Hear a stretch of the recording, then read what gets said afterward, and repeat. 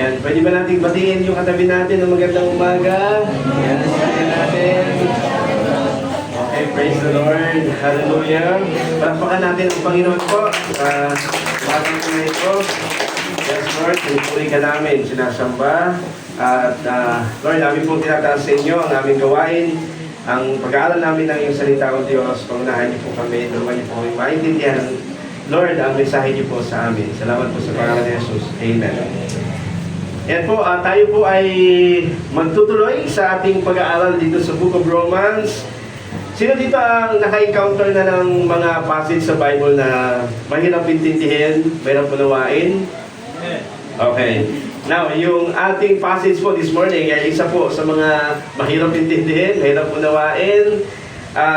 Kaya bear with me po sa pakikinig ng salita po ng Panginoon. Kasi po, diniscuss natin ngayon is Romans chapter 9, 10 at saka 11. Medyo tatlong chapter. To be honest po, hindi po madaling ipaliwanag po itong Romans chapter 9, 10 to 11 kasi medyo malawak, no? Itong passage po na ito kasi madami. Kaya huwag po kayong pipigit. Bibilisan ko lang, at least 30 minutes. Okay? Kaya na po ba natin yan? 30 minutes na pakikinig? Okay, yan. Now, last mga mensahe natin from Romans chapter 1 to 8, diniscuss po ni Paul yung about sa gospel. Tama po ba? Na yung gospel ay saan tayo niligtas ng Panginoon sa kasalanan at nagbigay ng provision si Lord na magitan ng solusyon niya sa kanyang anak. Tama? And Romans chapter 5 ay pinaliwanag doon na nagkaroon tayo ng kapayapaan sa Panginoon dahil sa ating Panginoon Kristo. And 6 to 8 ay diniscuss ni Paul na kahit po tayo ay ligtas na, ay meron pa rin tayong mga pagsubok, nilalabanan sa buhay, mga battles in life. And last week, we discussed that kahit po anuman po ang hinaharap po natin sa buhay, kaya po natin siya mapagtagumpayan dahil po sa pag-ibig po ng Panginoon at dahil kay Kristo na nasa atin. Now, last week, nag-end po tayo doon sa talatang paano tayo magtatagumpay sa buhay na ito kasi po meron pong unchangeable, unbreakable love of God. No? Unchangeable and unbreakable love of God. Na tayo, bilang mga mananampalataya, ay hawak na tayo ng ating Panginoon. Tama? Now, dahil hawak tayo ng Panginoon, ibig sabihin, God is in control sa buhay po natin. At hindi lang po sa buhay natin, kundi po sa buong sangkatauhan po.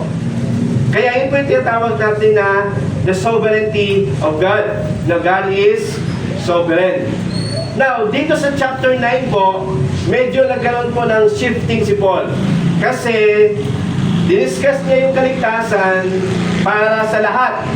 Now, ang tanong is, paano naman ang bansang Israel? Ang bansang Israel. Kaya, yun po yung focus ni Paul dito sa chapter 9, 10, saka 11. Anong mangyayari sa kanila? Because the reality, until today, ay yung Israel po, ay marami sa kanila, hindi pa nananampalataya sa ating Panginoon Kristo. Okay? Kaya nga, mamaya sasagutin natin yung tanong na, bakit ganyan ang Israel? No, binubomba nila, pinupulbos nila yung Iran, yung Lebanon, di ba? Lately, no? Bakit ganyan? Ito po yung, mamaya sasagutin natin yun. Pero yung ating title po natin sa umaga po na ito is yung God's Sovereign Mercy and Our Mission, no? God's Sovereign Mercy and Our Mission. Pag sinabi nating sovereign po, pag sinabi nating sovereign, ibig sabihin niya po ay ang Diyos ay lubos na nakakaalam ng lahat. Sinabing sovereign, alam niya ang lahat. May kalayaan at kapangyarihan na gawin ang lahat. Kasi sovereign nga siya, makapangyarihan siya, at may control ng lahat. Paulit-ulit yung salitang lahat. Kasi ang Diyos po natin, sovereign siya, meron siyang kalayaan na gawin ang lahat ng bagay kasi makapangyarihan po siya. Di ba sa ating gobyerno, meron tayong three branches of government. The executive, legislative, and judiciary. No? Pero, ang executive po, wala siyang lubusang kalayaan para pakialaman ang ibang branch ng government. Pwede siya makipag-impluensya, maka-impluensya siya, no? For example, ikaw ang presidente, siyempre, ilang ilalagay mo na House Speaker, ay yung ano mo, yung kaalyado mo, no? Oh. Wala naman pong ano doon, masamang pinapatungkulan, no? Ibig sabihin, pwede impluensyahan, pero wala siyang, according to the law, wala siyang full control of the other branch of the government. Pero ang Diyos po ay may control sa lahat ng bagay. And yun po ibig sabihin ng sovereign. Now, pag ang isang tao po ay may control sa lahat ng bagay, di ba? Kung ang tao, medyo dangerous yun. No? For example po, yung mga masamang tao sa history po, for example, si Hitler, si Stalin, na masama ang kanilang hangarin. Nagkaroon sila ng masasamang ginawa po sa history, no? Meron silang pinagpapatay. Kaya nga meron ang kasabihan, absolute power corrupts absolutely. Kasi hindi pwedeng isang tao na meron siyang lubusang kapangyarihan sa lahat ng bagay. No? Kasi kapapahamak po yun. For example po, yung ating presidente, kung meron siyang lubusan na kapangyarihan para pakialaman ng lahat at hindi naman okay yung kanyang hangarin, medyo delikado po yun. That's why, dito papasok po ang salitang mercy. Sa Bible, yung salitang mercy, love, and grace ay medyo magkakamag-anak yan. Hayaan niyo po muna akong ipaliwanag, no? Kaya, ang ano natin is God's sovereign mercy. Kasi ang Diyos mo makapangyarihan. Pero, yung kapangyarihan niya ay binabalansi siya ng pag-ibig niya, ng awa niya, ng kanyang biyaya. Kasi hindi pwedeng makapangyarihan lang ng Diyos at wala siyang pag-ibig, wala siyang awa. Kasi, for example, no, trip ka ng Diyos. Pagtripan ko kaya itong tao na to. Wala siyang awa, wala siyang ano, delikado. And mayroon siyang walang hanggang kapangyarihan. Kaya ngayon nangyari kay Job, di ba? Ayon po yun sa kalooban pa rin ng Panginoon at kanyang plano pa rin. Ibig sabihin, meron pa rin kontrol ng Diyos doon sa nangyari po kay Job. Kaya pinagsama po yan ng Bible. Kaya sabi ng mercy ay, hindi mo tinanggap ang parusang dapat sa iyo. Ibig sabihin yan, dapat ka sa hatol dahil sa kasalanan, pero pinili ng Diyos na patawarin ka. Kaya, dito sa Book of Romans, okay? Nandiyan ba kayo? Amen. Yan. Dito sa Book of Romans, ay in-emphasize yung God is gracious, merciful, and just. Pag sinabi natin just, is pag mayroon kang pagkakamali, dapat kang parusahan. At meron ka kayang ang Diyos para execute po yun. Kasi God is the God of justice. Pero merong grace and mercy si Lord. Pag sinabi natin grace, pag sinabi natin mercy muna, pag sinabi natin mercy, dapat kang parusahan, pero hindi mo tinanggap yung parusa. For example, nahuli ka. May violation ka, nahuli ka, and according to the law, kailangan kang tikitan or magkaroon ka ng penalty. Pero ang ginawa ng nakahuli sa iyo ay pinalagpas ka. Yun yung mercy na awa sa iyo. Dati nakaramdam ako ng ganyan doon sa may Pasig. Nahuli ako kasi nag-wrong U-turn. And then sabi ko, sir, pwede maawa po kayo sa akin. Kasi ang gagawin, babalik pa ako sa Pasig para kunin yung license ko. Medyo kumbaga-hassle, no? And then, tagal ko na kinusap. Sabi niya sa akin, pag pupunta ka, lang to sir, 1,000 lang. Dapat, 2,000. Pero, depende sa usapan natin. Alam ko, nagpaparamdam na naman siya na Pero sabi ko sa kanya, sir, last day, kasi batid kami ng conference doon, last day na namin to sir, wala talaga akong extra na eh. Pero maawa po kayo sa akin, sir. Pasok ko at atin po ka ng conference dyan. Pinalagpas yun ako sa madaling salita. Pinalagpas ako. Pero pag sinabi natin grace po, biyaya, ganito ang nahuli ka, may violation ka, pinalagpas ka, pinalagpas ka, ang grace po ganito, binigyan ka pa ng helmet. Binigyan ko ng helmet. Ganun ang grace. Hindi ka lang pinatawad, kundi binigyan ka pa ng helmet. Kaya, yun yung naranasan natin sa Diyos. Guilty tayo sa ating kasalanan. Merong mercy si Lord, dapat tayong hatulan, pero pinatawad, pinalagpas ng Diyos dahil sa ating Panginoon Kristo. And then, merong grace si Lord, pinagkatiwalaan niya pa tayo ng mabuting balita at makipaglahok dun sa Kanya, makipag-participate dun sa Kanyang plano. And that is the sovereign mercy of God. Amen ba? Kaya this book of Romans is all about the gospel. The gospel reveals a God who is sovereign in mercy, faithful to His promises, and worthy of our humble participation in His mission. Now, tignan natin yung sovereign mercy ng Diyos sa bansang Israel. Tignan po natin. Ang focus natin yung bansang Israel po ngayong umaga po na ito. God's sovereign mercy. Pinaliwanag ko na sa inyo, no? Sovereign si Lord, pero may mercy ang Panginoon. Ang sabi ko sa 9:16, kung gaano ang pagpili ng Diyos ay kung ganoon, ang pagpili ng Diyos ay hindi batay sa hugustuhan ng tao o sa paggawa niya ng mabuti, kundi sa awa ng Diyos. Sa English po, maganda. So it is God who decides to show mercy. We can neither choose it nor work for it. Now, merong binabanggit dito na election. Election. And ang tanong is, bakit ba pinili ng Diyos ang Israel? O gawin natin personal. Bakit ba sa dinami-dami ng tao, pinili ka ng Diyos? Ano ang batayan ng Diyos para piliin ka? Ang sabi ng Bible sa atin, ang batayan ng Diyos para piliin tayo ay yung Kanyang awa sa atin. Hindi dahil sa ating kagalingan. Deuteronomy chapter 7 verse 7, pinili kayo ng Diyos sa bansang Israel, hindi dahil malaki kayo, kundi kahit maliit kayo, dahil mahal kayo ng Diyos. Ibig sabihin, sa ating pagpili po, pagpili sa atin ng Panginoon, pinili tayo ng Diyos kasi merong awa ang Panginoon. Merong habag po ang ating Panginoon.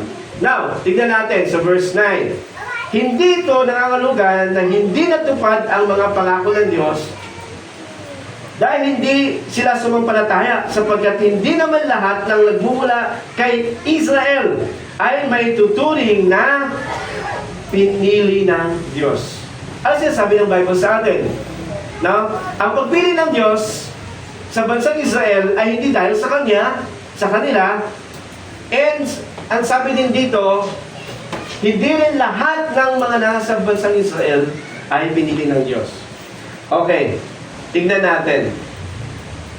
Di ba, saan nagmula ang lahi ng Israel? Kanino po? Kanino po? Kay Abraham. Kay Abraham po, nagsimula. Tinawag ng Diyos si Abraham, no? And then pinili siya para magsimulan ng bansang Israel. Si Abraham po, meron pong anak. Sino po ang anak ni Abraham? Si Isaac saka si Ishmael, no? At doon sa dalawa na yon ay si Isaac yung pinagmulan ng lahi. Kasi nga siya yung anak ng pangako ng Diyos, Israel, ay si Isaac. Now, si Isaac naman ay merong dalawang anak. Sino ang dalawang anak ni Isaac? Si Jacob and si Esau. Now, kanino nagmula ang lahi ng Israel? Kay Esau at saka kay Jacob. Kanino po? Kay Jacob. Now, ang tanong is, bakit ba pinili ng Diyos si Jacob? Bakit si Jacob ang pinili niya? No? Kasi nga, yun yung sovereign mercy ng Diyos. Wala sa kanila ang karapat-dapat. No? In fact, kung titignan mo pa, mas masama pa nga si Jacob kay Esau, no? Pero of course, si Jacob ay nagrepent naman, bumalik sa Panginoon. Kaya sinasabi dito, sabi diyan, bago pa man ipanganak ang kambal, sinabi na ng Diyos kay Rebecca, maglilingkod ang nakakatanda sa nakabatang kapatid. Sinabi ito ng Diyos kung wala pa silang nagagawang mabuti o masama para patunayan na ang pagpili niya ay batay sa sarili niyang pasya at hindi sa mabubuting gawa ng tao.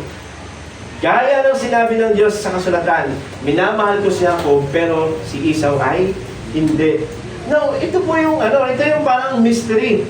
Bakit ba si Jacob ang pinili? Bakit po? Kasi sovereign ng Diyos. Siya ang nakakaalam ng lahat ng bagay. At hindi lang siya nakakaalam ng lahat, kundi mercy ng Diyos. Sa madaling salita po, wala po sa kanila ang karapat-dapat talagang piliin. No? Ganun ang punto dyan. Pero, pinakitaan ng Diyos ng mercy si Jacob. Kasi, kumbaga sa atin, sa ating mga tao, bakit ikaw ang ginabagan ng Panginoon? Kaya nga, di ba, minsan, bakit siya, pasama-sama naman yan, ganyan-ganyan, bakit siya ang binibless ng Panginoon? Yun po ay, hindi po yan ayon sa Kanya, kundi ayon po yan sa kabutihan ng Panginoon po sa atin. That's why, ngayon po, di ba, nakita natin na ang Israel po ay humahakbang ng mga, kumbaga, hindi katanggap-tanggap na paghakbang. And, dapat nating maunawaan na ang bansang Israel po ngayon ay hindi lahat ay anak ng Diyos. No? Not all Israel ay God's people today. Pero makita natin mamaya anong plano ng Panginoon. Kaya, ang Israel, ngayon, gumagawa sila ng mga hakbang na hindi maganda. I don't know kung sila ba ay kumikilala kay Yeshua, kay Jesus, o hindi. Pero ano man yung paghakbang nila, ay mananagot din sila sa Panginoon. And yung mga binobomba din nila, mga bansa na kinakalaban nila, marahil din ay baka paghatol din ng Diyos sa kanila yon. No? Baka paghatol din ng Diyos. And then, ito pang hindi rin lahat ng Iranian ay kalaban ng Diyos. Marami ding mga taga-Iran ang mananampalataya sa Diyos. Amen? Kaya pinapakita po sa atin ng Bible po na ang Diyos ay ang merong karapatan na piliin tayo at pagkitaan ng awa po niya. Kaya tingnan niyo po, sabi ni Pablo po, labis akong nalulungkot at nababalisa para sa aking mga kalahi at ang kababayang Hudyo, kung maaari lang sana ako na lang ang sumpain ng Diyos at mahiwalay kay Kristo, maligtas lang sila. Tingnan niyo po mabuti ha, tingnan niyo mabuti. Meron tayong matutunan dito eh. Bilang mga Israelita, tingnan mo, hinuli sila ng Diyos na kanyang mga anak. Ipinakita niya sa kanila ang kanyang kadakilaan. Diba? Nakita natin sa history ng Israel, sa Old Testament, through Moses, nagpakita ng miracle ng Diyos, gumawa ang Diyos ng kasunduan sa kanila. Ibinigay sa kanila ang kautusan. Tinuring sila ng tunay, tinuruan sila ng tunay na pagsamba. Marami ang pinangako ng Diyos sa kanila. Diba? Nakita po natin yan. Pero, ano po nangyari? Tinanggap nila yun, pero hindi sila kumilala sa Diyos. Kaya this is a warning po sa atin. Sa atin po, no? Hindi porket nasa simbahan, sa mga magulang na nandito, hindi porket na nasa simbahan ka, o yung mga anak mo nasa simbahan, ay automatically na kikilala sila sa Diyos. Tatanggap sila sa Panginoon. Tama? Kasi kahit itong mga Israelita talagang experience talaga nila ang Diyos. Di ba?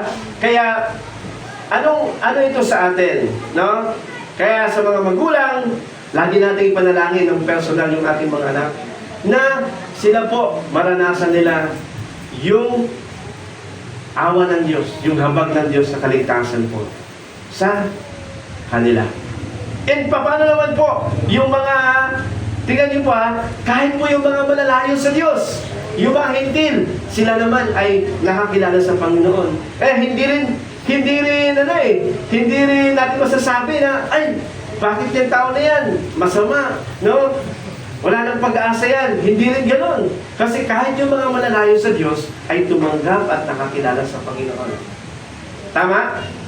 Tayo kasi, mabilis tayo mag-judge minsan. Pag nakita natin yung tao na ganito yung pamumuhay niya, kahit umati na sa church, minsan na-judge natin. Bakit po? Kasi nakikita natin yung panlabas lang na, yung panlabas lang na katayuan ng tao. Pero hindi natin nakikita yung kalooban. Malay mo, umati siya dito, tapos nakita natin parang hindi pa rin siya sumusunod sa Diyos, pero sa kalooban niya, mayroon na palang ginagawa ang Diyos sa buhay niya.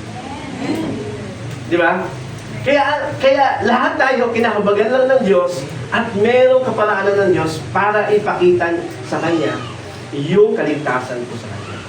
Kaya mahirap po mag-judge tayo. Kasi ang nakikita lang natin ay yung mga panlabas na kinikilos. Amen ba? Pangalawa po, yung man's responsibility. Anong dapat gawin ng mga tao na nakaranas ng kaligtasan ng Panginoon? Sabi sa Romans chapter 10, verse 3, ito'y sa dahilan, hindi nila alam kung paano ituturing ng Diyos na matuwid ang isang tao. Nagsikap silang gumawa ng sariling pamamaraan sa halip na sundin nila ang pamamaraan ng Diyos. Paul is talking to the Jews. No? Kasi, okay, ganito, hindi automatic, binigyan sila ng kautusan. By the way, bakit natin ino-honor yung Israel? Bakit natin pinagpipre ang Israel? Kasi po, hindi dahil, yung parang sinasamba na natin yung Israel. Kundi, ino-honor natin sila kasi si Jesus, diyan ang galing sa Israel. Merong talagang espesyal na calling ang Diyos sa bayang Israel kasi diyan po nang galing ang ating Panginoon Kristo. Pero, kahit ganun po, anong sabi ng Bible sa kanila? Mali yung kanilang pag-interpret ng salita po ng Panginoon. Kaya sabi diyan, nagsikap silang gumawa ng sariling paraan sa halip na sundin nila ang kaparaanan ng Diyos. Na kung ipahayag mo na si Jesus, ito po yung kaparaanan sa ating kaligtasan. Either you are a Jew or you are a Gentile.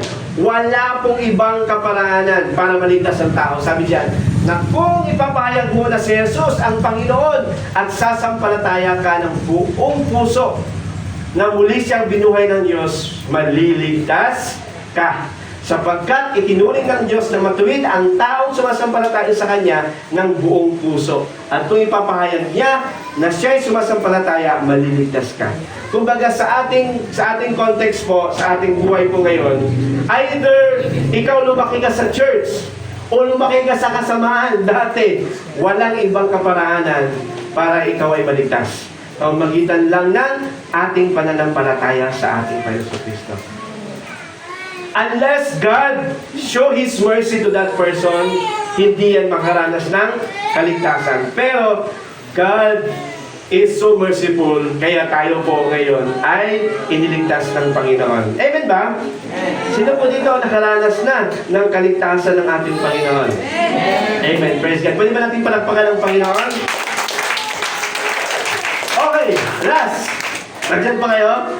Sabi ko sa inyo, medyo mahirap paliwanag, mabigat, pero I believe the Holy Spirit is here to allow us to understand His message. Pangatlo po, God's faithful plan. Sabi ko po sa inyo kanina, ang Israel ay tinawag ng Diyos, pero hindi lahat ng Israel ay kumilala sa Panginoon. Pero may plano ang Panginoon. Mayroong plano ang Diyos. Tingnan niyo po sa amin ng Bible. Ang tanong ngayon, itong tanong nila ngayon, dati, tanong din natin ngayon. Actually, marami nagdidebate dito sa chapter na ito eh. Ang tanong ko ngayon, itinakwil na ba ng Diyos ang mga taong pinili niya, ng Israel? Okay, anong sabi ni Pablo? Aba, hindi.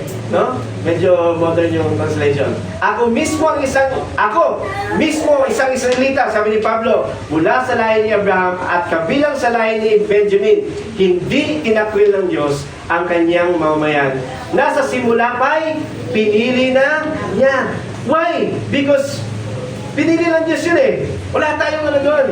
Bakit po? Kasi, I think during the 19th century po, meron po tinatawag na, kung familiar ba kayo sa replacement theology?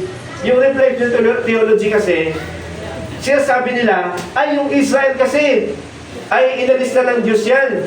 Sila nga nagpapako kay Jesus eh. At ang kapalit ng Israel ay ang simbahan. Kaya, the church replaced Israel. The church is the new Israel. Yun sinasabi ng theology na yun. Pero, ang problema sa theology na yun, of course, mali yung theology na yun. Ang problema, instead sinabi mismo ni Pablo na kahit kailan hindi tinakwil ng Diyos ang bayang pinili niya. Because God's calling is irrevocable. Hindi magbabago yung pagpili ng Diyos sa atin. Kaya nga sa atin, once na nakaranas ka ng kaligtasan, God's calling to you is irrevocable. Hindi na magbabago. Ano ba nangyari? Sabi diyan, natinso ng mga Hudyo dahil hindi sila sumampalataya kay Kristo. Ibig bang sabihin, tuluyan na silang mapahamak? Hindi. Pero dahil sa paglabag nila, tingnan yung blessing. Ano yung blessing? Pero ito talaga yung original plan ng Panginoon eh. Pero pinapaliwanag ni Pablo dito, dahil sa paglabag ng Israel, nabigyan ng pagkakataon ang mga Hudyo ay mga hindi Hudyo na maligtas, at dahil dito, maiinggit ang mga Hudyo. Dahil daw po sa disobedience ng Israel, kaya po pumasok yung gospel po sa atin. Kaya nga ang tawag sa atin is yung dugtong eh. Alam niyo yung sa puno, tapos mayroong dugtong na sanga? O parang gano'n, no? Doon tayo, binili talaga ng Diyos by sa ito. And then, dahil sa kanilang pagsuway, dinugtong tayo, pumasok yung gospel sa atin. Pero yun ang talaga original plano ng Panginoon. Pero, mahirap intindihin, no? Pero, gano'n ang pagkilos ng Panginoon. And then, dahil doon, maraming mga hindi nakakilala sa Diyos, kumilala sa Panginoon, maiinggit naman ang mga Hudyo. Aba, nakakilala sila sa Panginoon. Ngayon, basahin po natin. Ngayon, kung ang paglabag at pagkabigo ito ng mga Hudyo ay nagdulot ng malaking pagpapala sa mga hindi Hudyo sa buong mundo, gaano pa kaya kalaki ang pagpapalang may dudulot kung makumpleto na ang buong bilang ng mga Hudyo na sasampalataya. The Bible tells us that there will be a waiting period makukumpleto yung number of the Jews. Okay? At God is waiting for that, no? Makukomplete yung number of the Jews. At meron din po completion ng number ng Gentiles. Hindi nyo po. Mga kapatid, nais kong malaman ninyo ang isang katotohanan na ngayon ko lang iahayag sa inyo para hindi maging mataas ang tingin nyo sa inyong sarili. Ang pagmamatigas ng mga Hudyo ay hindi, ano daw po? Paghabang buhay. Kaya yung mga Hudyo ngayon na hindi kumikilala sa Diyos, hindi yan habang buhay. Meron lang yung timeline. Ang pagmamatigas sa mga Hudyo ay hindi pang habang buhay. Ito'y hanggang makumpleto lang ang kabubuang bilang ng mga hindi Hudyo na sasampalataya kay Kristo. Pagkatapos niyan, maliligtas ang buong Israel gaya ng sinasabi ng kasulatan. By the way, yung buong Israel ay sinasabi nila na lahat ng Israel, may naman nagsasabi na yung buong pinili lang ng Panginoon. Pero hindi natin hawak yan. Hindi natin saklo yung paano natin naiintindihan yan. Pero sinasabi ko lang dito na hindi tinakwil ng Diyos ang Israel. Bakit po? Kasi po, ang Diyos po ay totoo po sa kanyang mga pangako. Amen? Sino dito ang nakakilala na kay Lord? Alam niyo ba, ikaw, tayo po ako, ay nakadagdag tayo sa bilang ng mga Hudyo na hinihintay ng Diyos para sa kanyang muling pagbabalik. Pero tingnan niyo po ang katapatan ng Diyos sa history.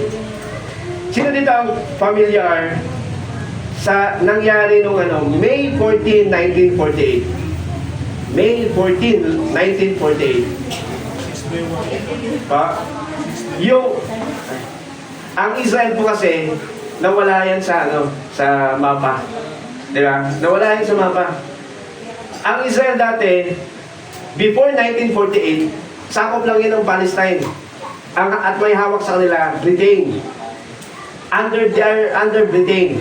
Pero, 1948 po, ay, tingnan mo, napakagaling ng Diyos. Alam niyo bakit? Kasi, nagkalat ang lahat ng Hudyo sa buong mundo. Nagkalat. And wala sila doon sa sarili nilang bayan. Pero God preserved Israel. God preserved Israel. 1948, bumalik ang Israel sa bayan po nila. At pag ikaw nawala ka sa di ba, sino dito ang mayroong kakilala na, yung kakilala mo, tumira na sa US.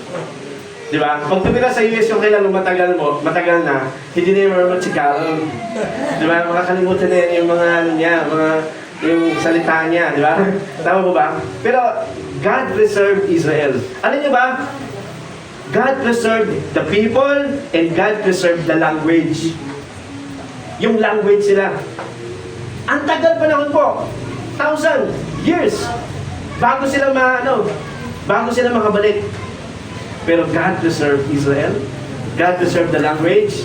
And bumalik po sila. At ngayon po, bansa na po sila ulit. 1948. Actually, meron tayong participation dyan eh. Kasi isa tayo sa bumoto ng yes para makabalik ng bansa ang Israel, ng Pilipinas. Kasi po, during the World War, may history. Yung Israel, some of them ay kinukup natin yung mga yan, tinulungan. Kaya ngayon, di ba, walang visa ang pagpunta ng Pilipino sa Israel. Why? Because utang na loob ng Israel po yan sa atin. At yung nangyari sa 1948, katugunan po yan ng prophecy sa Ezekiel chapter 37. At alam niyo po ba, pangalawang prophecy na muling magbabalik ng mga tao sa Israel is the second coming. And ayun po yung hinihintay natin. Pero ito yung gusto ko pong makita natin ngayon dito. God's sovereign mercy. No? Hawak na Diyos sa lahat. Merong mercy si Lord. Meron tayong responsibility. Hindi ibig sabihin kontrolado na ng Diyos. Wala na tayong gagawin. Dapat meron tayong participation. At meron pong faithfulness ng Diyos sa kanyang plano. Kahit ano pong mangyari sa buhay po natin. Bakit po? Kasi ang Diyos ay tapat sa kanyang mga pangako. Hindi kailan tayo pababayaan ng ating Panginoon. Mga kapatid, tingin po kayo dito. Kung naingatan ng Diyos ang kanyang bayan sa napakatagal na panahon sa history, kaya ka rin ingatan ng Diyos. Kaya din tayo ingatan ng Panginoon. Di ba? Ang kailangan lang natin gawin is magtiwala sa Kanya, gawin yung nais niya sa ating buhay. Application po, tatlong application. Warning, witness, worship. Ano yung response natin? Ano yung tugon natin? Una po, magbibigay ako ng warning. Kasi nagbigay ang warning ang Bible sa atin. Ibig sabihin ng warning dito is don't take salvation for granted. Huwag mong babaliwalain. Huwag mong mamaliitin. Huwag mong pababayaan yung binigay sa iyo ng Diyos na kaligtasan. Di ba? Huwag mong ismulin. Huwag mong pababayaan. Palaguin mo. Pagkaingatan mo yung kaligtasan na ginawa sa iyo ng that is our part. Of course, si Lord naman, hawak ka ng Panginoon. Alam natin yun. Pero wag naman nating pabayaan yung ating pananampalataya, yung ating paglilingkod sa Panginoon. Wag nating abusuhin yun. Kaya sabi sa Romans 21 verse 22, medyo nakakatakot ng warning na to. Binabasa ko to. Nakakatakot, sabi niya, sapagkat kung nagawang putulin ng Diyos ang mga likas na sanga, magagawa rin niya kayong putulin. Is referring to the Gentile. Kaya siya sabi sa mga Gentile, huwag kayong magmalaki. Kasi nga, yung original nga iba, kinat off Pero ikaw, silingit ka na nga lang, magmamalaki ka pa. Ibig sabihin, ituring mo na napakalaking biyaya sa iyo na niligtas ka ng Panginoon. Dito, makikita natin ang kabutihan at kabagsikan ng Diyos, the kindness and the severity of God. Mabagsik siya sa mga nagkakasala, pero mabuti siya sa inyo kung mananatili kayo sa kanyang kabutihan. Pero kung hindi, kayo man ay puputulin din. This is a warning for us that what we receive from Christ, our salvation, do not take it for granted. Huwag mong babaliwalain. Amen po ba? Mga kapatid, of course po, ang buhay natin ay biyaya ng Diyos, regalo ng Panginoon. At mayroong kamay ang Diyos na humahawak sa atin. Pero meron din po tayong responsibilidad sa buhay na dapat natin hindi pabayaan. Amen? Pangalawa po is witness. Pero paano, sabi dito, paano sila tatawag kung hindi naman sila sumasampalataya sa Kanya? At paano sila sasampalataya kung hindi pa sila makarinig tungkol sa Kanya? At paano sila makarinig kung walang mga nangaral? Ikaw, na kumilala sa Diyos, may mga tao dyan na hindi pa nakakilala sa Panginoon. At meron kang assignment para ipakilala sila sa Panginoon. Last Wednesday, pumunta kami dun sa, dito sa may Jesus Reigns. Hindi yung sa campsite, dito sa may Central, yung church ni Bishop Art. Kasi kasama ko sa school. And then, one of our pastor po, kaklase namin taga Pampanga, is nag-share na ako sa campus ministry. And then, doon kasi, sa may Jesus Reigns Central, sa may silang, sa likod ng Linday dyan, diyan nakatilang si Dolby Jr. Tinupok nila Bishop Art, si Dolby Jr. Alam natin, di ba? Nangyari dyan, actually, napagbintangan lang, tapos nakulong siya ng for 18 years. 18 years. Pero, nakalaya siya, bago siya makalaya, nakakilala siya sa Panginoon, si Dolby Jr.